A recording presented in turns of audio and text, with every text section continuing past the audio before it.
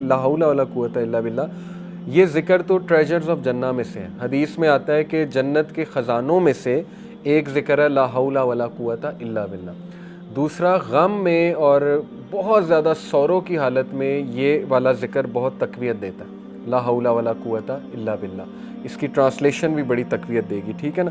اس سے ثابت ہی ہوتا ہے کہ اے اللہ، وہ کہنا یہ چاہ رہے ہیں کہ اے اللہ میری کنڈیشن تب تک چینج نہیں ہوگی جب تک آپ کی طرف سے مجھے ہیلپ نہیں آئے گی، یعنی اپنے آپ کو بندہ فل بے بس شو کرے اور اللہ تعالیٰ پہ ریلائی کرے، یہ ہے اللہ پہ کانفیڈنس، ٹھیک ہے نا۔ ہوتا کیا ہے کہ ہم سب سے شیئر کر کے پھر اللہ کے پاس جاتے ہیں، تو ظاہر ہے اللہ کو، اللہ کی غیرت ہے، اللہ کو شاید برا بھی لگتا ہو کہ دیکھو سب سے شیئر کر کے اب میرے پاس آ گیا۔ تو ریلائنس تو یہ، کانفیڈنس تو یہ کہ جب حادثہ ہوا ہے سب سے پہلے کہاں شیئر کیا؟ اللہ تعالیٰ سے باتیں کی ہیں، اللہ تعالیٰ سے نوٹس لکھا کریں، نوٹ پیڈ لکھا کریں، اللہ سے گفتگو کیا کریں، سارا اپنا دل کھولا کریں اللہ کے آگے، اس کو عادت بنائیں، یہ بہت امپاورنگ چیز ہے، ٹھیک ہے نا۔ اور یاد رکھیں کہ دیکھیں جیسے حدیث میں آتا ہے نا کہ جب بندہ سورہ فاتحہ کی تلاوت کرتا ہے اللہ رپلائی کرتا ہے، اللہ کہتا ہے کیا میرا بندہ ایکنالج کر رہا ہے کہ میں گناہوں کو معاف کرنے والا ہوں، تو جا میں نے اسے معاف کیا۔ سملرلی آپ سوچیں کہ جب انسان غم کی حالت میں ڈائریکٹ اللہ کے پاس جاتا ہے تو اللہ تعالیٰ ضرور فرشتوں کو، میرا ایمان ہے، کہتے ہوں گے کہ یہ دیکھو کتنا اسے مان ہے اپنے رب پہ، ڈائریکٹ میرے پاس آیا، ٹھیک ہے نا۔ تو پھر اللہ اسے کافی ہو جاتا ہے۔ یہ حدیث میں آتا ہے کہ جو گمان اللہ کے بارے میں ہم کریں گے وہ پھر اسی طرح اللہ پیش آئے گا۔ ایک بندہ گمان ہی یہ کر رہا ہے کہ نہیں جی میرا مسئلہ کرنا ہی اللہ نے حل ہے، اللہ نے ہی دینا ہے، بس میں نے اللہ سے ہی مانگنا ہے۔ اللہ کے نبی صلی اللہ علیہ وسلم تو اتنا بھی نہیں پسند کرتے تھے کہ اگر اونٹ پر بیٹھے ہوئے اور کوئی چیز ان کی اونٹ سے نیچے گر جاتی تھی تو خود اتر کے اٹھاتے تھے، یہ ہمارے نبی کے بارے میں آتا ہے، اور کبھی بھی کسی کو نہیں کہا مجھے اٹھا کے دے دو۔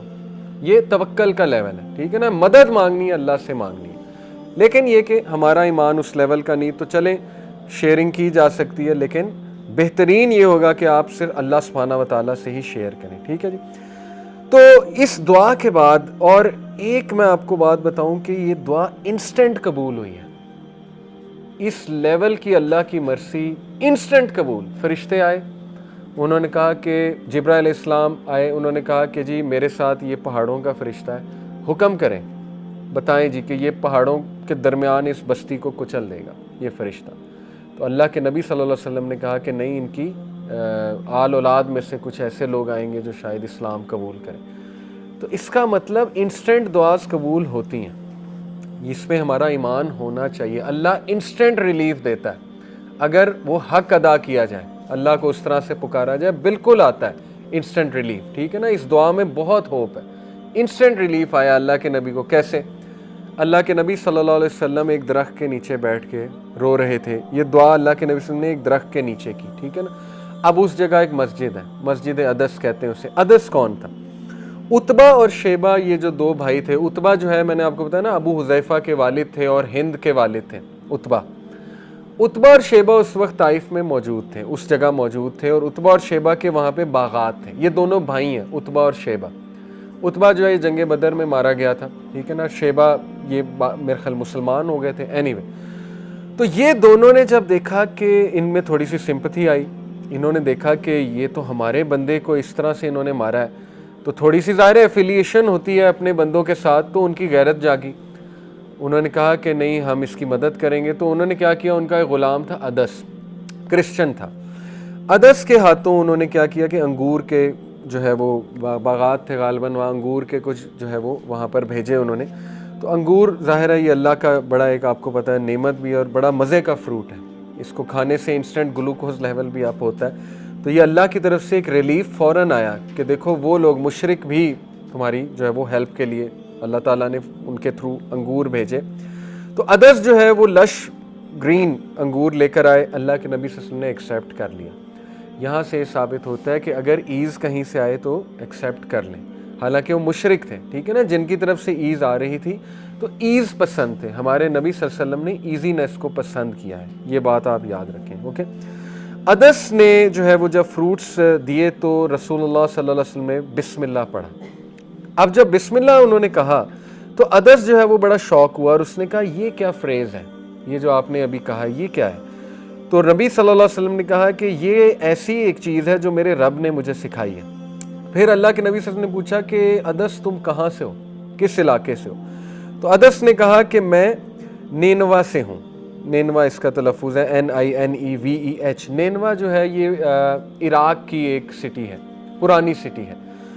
تو رسول اللہ صلی اللہ علیہ وسلم نے اسمائل کیا اور کہا یوسف ابن متا، یعنی ان کی سٹی سے ہو، یوسف ابن متا کی قوم سے ہو، ان کی سٹی سے ہو، یونس ابن متا، حضرت یونس کی بات ہو رہی۔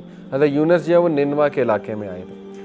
ادس اتنا شوق ہوا اور اس نے کہا کہ یونس کا آپ کو کیسے پتا ہے؟ یہ تو کسی کو نہیں پتا ہے، عربز کو تو یونس کا دور دور تک نہیں پتا ہے، ٹھیک ہے نا، عربز پہ تو کبھی کوئی نبی آیا ہی نہیں، نہ جو ہے اتنا نالج شاید بنی اسرائیل کو بھی نہ ہو، لیکن آپ کو کیسے یونس کا پتا ہے؟ تو اللہ کے نبی صلی اللہ علیہ وسلم نے کہا وہ میرے بھائی ہیں اور میں ان کا بھائی ہوں اور ہم دونوں اللہ کی طرف سے نبی ہیں۔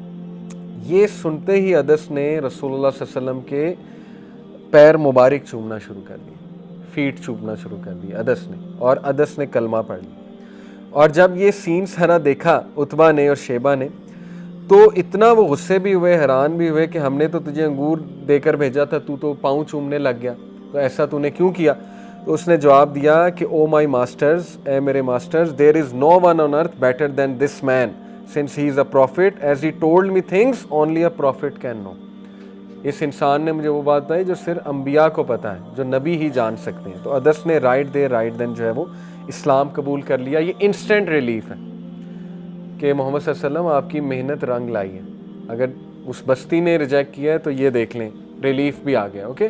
تو انسٹنٹ ریلیف پہ بلیف رکھیں، انسٹنٹ ریلیف پہ ایمان رکھیں، لوگوں کے ساتھ کمپیریزنز نہ کریں، اس کو تو انسٹنٹ ریلیف نہیں آیا تھا، وہ تو کب سے دعا کر رہا ہے، یہ ہو گیا، نہیں، ہر ایک کا کیس ڈیفرنٹ ہے، پتہ نہیں اس نے کیسے دعا کی تھی۔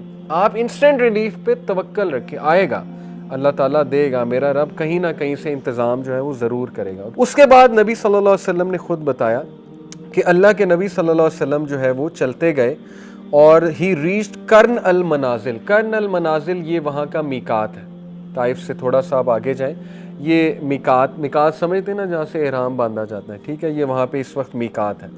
اور اللہ کے نبی صلی اللہ علیہ وسلم نے اوپر دیکھا تو اوپر ایک کلاؤڈ تھا جو اللہ کے نبی صلی اللہ علیہ وسلم کو شیلٹر دے رہا تھا، اگین انسٹنٹ ریلیف، ٹھیک ہے نا، اللہ کی طرف سے میسج آ گیا کہ وَلَسَوْفَ يُؤْتِيكَ رَبُّكَ فَتَرْضَىٰ، تیرا رب تجھے جلدی راضی بھی کر دے گا۔ تو انسٹنٹ وہ جو کلاؤڈ دیکھا وہ شیلٹر دے رہا تھا، اور پھر انہوں نے دیکھا کہ جبرائیل علیہ السلام تھے، اور انہوں نے پھر یہ ساری کنورسیشن کی کہ ماؤنٹینز کا فرشتہ میرے ساتھ ہے، وہ میں آپ کو